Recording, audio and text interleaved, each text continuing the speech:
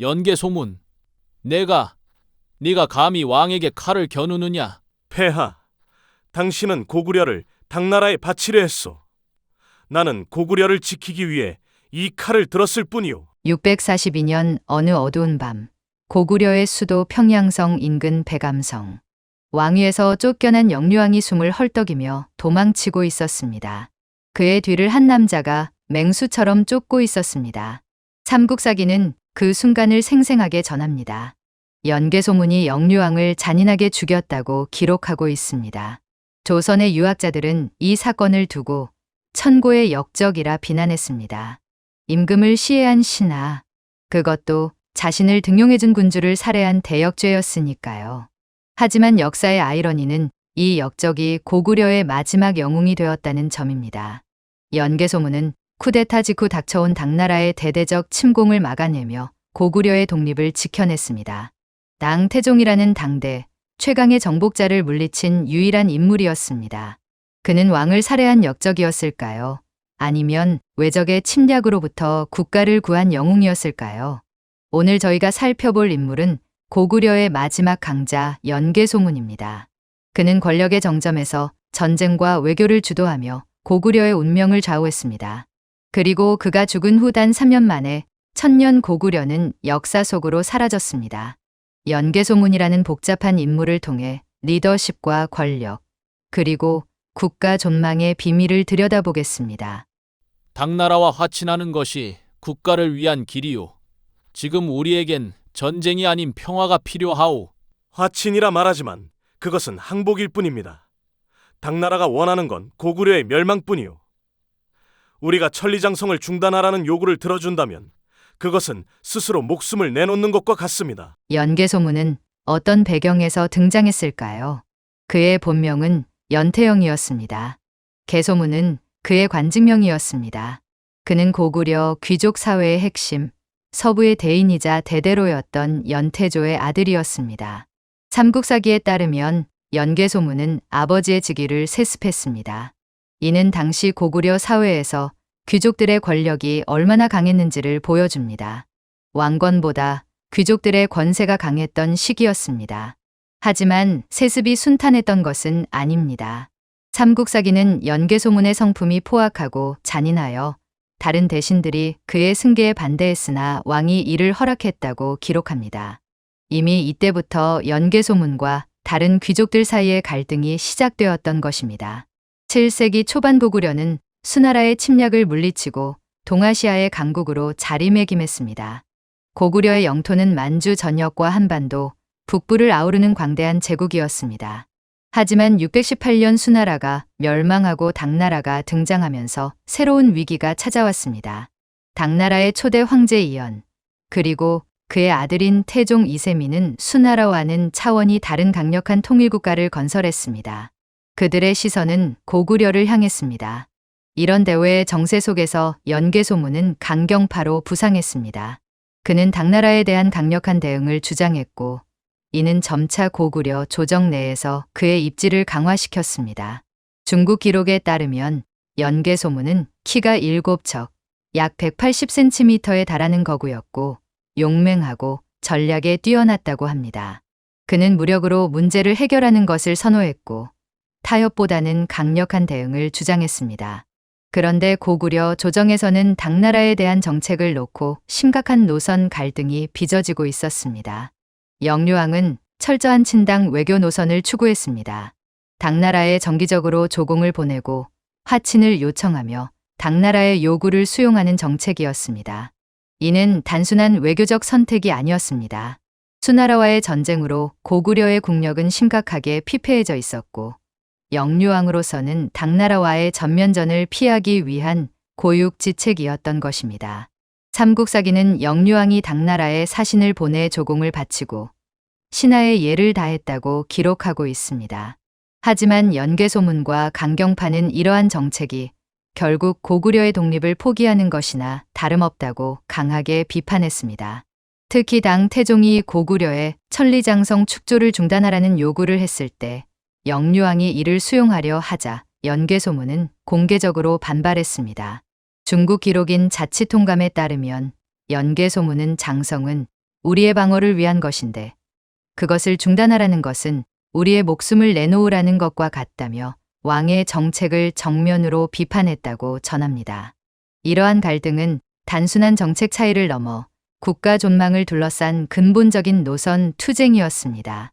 연개소문은 영유왕의 친당 정책이 결국 고구려를 당나라의 속국으로 만들 것이라고 확신했습니다.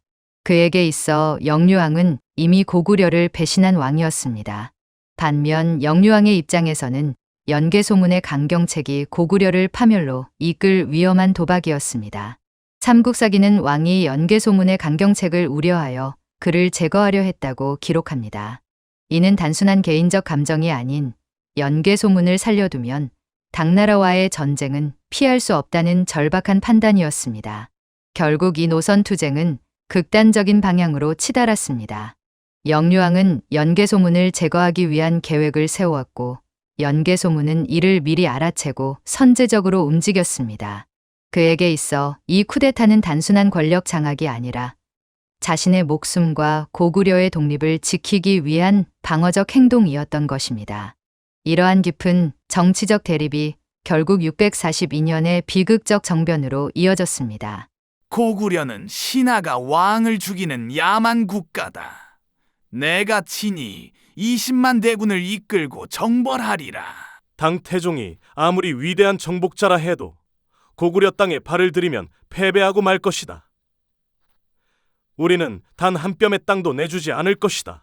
642년 연개소문의 인생을 바꾸는 사건이 벌어집니다. 영유왕과 대신들이 연개소문을 제거하려는 모의를 했다는 소식이 그에게 전해진 것입니다. 연개소문은 즉시 행동했습니다. 그는 자신의 사병 수천 명을 이끌고 궁궐을 습격했습니다. 삼국사기는 이날의 사건을 상세히 기록합니다. 연개소문이 병사들을 이끌고 궁궐로 들어가 영유왕을 폐위시키고 왕이 배감성으로 도망치자 그를 추격하여 살해했다고 전합니다. 이것으로 끝이 아니었습니다. 연개소문은 자신에게 반대하는 대신들 수백 명을 살해하거나 유배 보냈습니다. 그리고 영유왕의 아들인 보장왕을 옹립했습니다. 명목상으로는 보장왕이 국왕이었지만 실질적인 권력은 모두 연개소문에게 있었습니다. 그는 스스로 대망리지의 자리에 올라 군사와 정치의 모든 권한을 장악했습니다. 대망리지는 원래 고구려의 최고 군사령관을 뜻하는 직책이었지만 연개소문은 이 자리를 통해 실질적인 독재자가 되었습니다. 하지만 이 쿠데타는 국제적으로 심각한 자충수가 되었습니다. 당태종은 이 소식을 듣자마자 대대적인 고구려 침공을 결정했습니다. 중국 사서인 구당서는 당태종이 신하가 임금을 시해한 죄를 묻겠다는 명분을 내세웠다고 기록합니다. 당태종은 고구려 원정을 위한 완벽한 정치적, 윤리적 명분을 얻은 것입니다. 그는 공식 문서를 통해 너희는 임금조차 제대로 다스리지 못하는 야만 국가라고 선언하며 고구려 정벌의 정당성을 대내외에 천명했습니다. 물론 이는 명분일 뿐 실제로는 고구려를 정복하려는 야심이었습니다. 당나라의 기록인 구당서에 따르면 당태종은 고구려를 정복하면 신라와 백제는 저절로 항복할 것이라고 호언장담했다고 합니다. 그만큼 당시 고구려는 한반도와 만주 일대의 핵심 세력이었습니다. 당태종의 오만은 이루 말할 수 없었습니다. 그는 출정 전 연개소문의 목을 노획할 계획을 세우고 고구려를 멸망시킨 후 그 영토를 어떻게 분할할지까지 공개적으로 논의했습니다. 중국 사서인 신당서는 태종이 고구려 정벌에 임하기 전 이미 고구려 땅을 몇 개의 주와 현으로 나눌지 계획했다고 전합니다. 644년 당태종은 20만 대군을 이끌고 고구려를 침공했습니다. 역사상 최강의 군주 중 하나였던 당태종의 원정은 그 규모와 의미에서 전례 없는 것이었습니다. 여기서 연개소문의 증가가 발휘됩니다. 그는 이미 당나라의 침공에 대비해 안시성을 비롯한 주요 요새를 강화했고 성안의 주민들을 대피시키는 한편 식량을 모두 거두어들이는 청야전술을 펼쳤습니다. 연개소문의 전략은 단순히 수동적인 방어가 아니었습니다. 그는 청야 전술로 당군의 보급선을 완벽히 차단했을 뿐만 아니라 지역 군벌들의 군사력을 통합하여 당나라군이 한 지역에 집중할 때마다 다른 지역에서 기습 공격을 가하도록 지시했습니다. 특히 안시성 전투는 연개소문의 군사적 천재성을 보여주는 대표적인 사례입니다.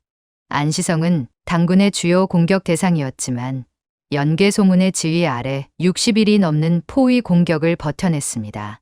삼국사기와 구당서의 기록을 종합하면 이 전투에서 안시성 성주 양만추는 연개소문의 지시에 따라 당군을 성 아래로 유인한 후 기습 공격을 감행하여 당군에 큰 타격을 입혔습니다. 이는 고립된 안시성 성주가 독자적으로 버텨낸 것이 아니라 연개소문의 군사 지휘 체계가 완벽하게 작동한 결과였습니다. 그 결과는 어떻게 되었을까요? 구당서와 삼국사기의 기록을 종합하면 당 태종의 침공은 완벽한 실패로 끝났습니다. 안시성 전투에서 고구려군은 60일 이상 당군의 공격을 막아냈고 결국 당 태종은 군사들의 질병과 보급 부족으로 철수할 수밖에 없었습니다. 당 태종의 굴욕은 이루 말할 수 없었습니다. 그는 안시성을 공격하기 위해 직접 풀산을 쌓았는데 이 산이 무너져 오히려 고구려군의 역습을 초래했습니다. 더욱이 전장에서 화살에 맞아 부상을 입었다는 기록도 있습니다. 중국 역사상 최고의 정복자 중 하나였던 당 태종이 고구려에서 상처를 입고 물러난 것입니다. 이는 연개소문의 군사적 능력을 단적으로 보여주는 사건이었습니다. 패퇴 후 당 태종은 다시는 고구려를 치지 않겠다며 후회했다고 합니다. 하지만 그의 자존심은 상처받았고 분을 사귀지 못해 안시성 성주 양만춘에게 비단을 선물로 내렸다는 극적인 일화도 삼국사기에 기록되어 있습니다. 원수를 존중하는 무사의 기계라기보다는 자신을 물리친 상대에 대한 복합적인 감정의 표현이었을 것입니다. 연개소문은 당 태종의 두 번째 침공도 물리쳤습니다. 그는 군사적 천재성과 과감한 결단력으로 동아시아 최강국인 당나라의 공세를 막아냈습니다. 그야말로 불패의 영웅이었습니다. 그의 업적은 단순히 전쟁에서 이긴 것에 그치지 않습니다. 그는 고구려의 독립과 자존심을 지켜냈고 당나라의 한반도 지배 야욕을 좌절시켰습니다. 만약 당시 연개소문이 없었다면 한반도의 역사는 완전히 달라졌을 것입니다. 대망리지님, 이제 전쟁도 끝났으니 왕권을 돌려주셔야 하지 않겠습니까? 아직 때가 아니오. 당나라는 기회만 있으면 다시 침략할 것이오. 내가 살아있는 한 고구려의 모든 권력은 나에게 있어야 하오. 연개소문은 외부의 적으로부터 고구려를 지켜냈지만 동시에 내부의 적을 만들어냈습니다. 그의 철권 통치는 고구려의 내부 분열을 심화시켰습니다. 삼국사기에 따르면 연개소문은 자신의 권력을 강화하기 위해 종교 정책에도 변화를 주었습니다. 그는 도교를 장려하고 기존의 불교 세력을 견제했습니다. 이는 종교계를 비롯한 보수 세력과의 갈등을 심화시켰습니다. 또한 그는 자신에게 반대하는 모든 세력을 숙청했습니다. 642년 정변 이후 그는 주요 관직을 모두 자신의 측근으로 채웠고 어떤 반대 의견도 용납하지 않았습니다. 보장왕은 명목상 왕이었을 뿐 실질적인 결정권은 전혀 없었습니다. 연개소문은 독재 체제를 유지하기 위해 거대한 국가 프로젝트를 추진했습니다. 그 대표적인 예가 천리장성 축조 사업이었습니다.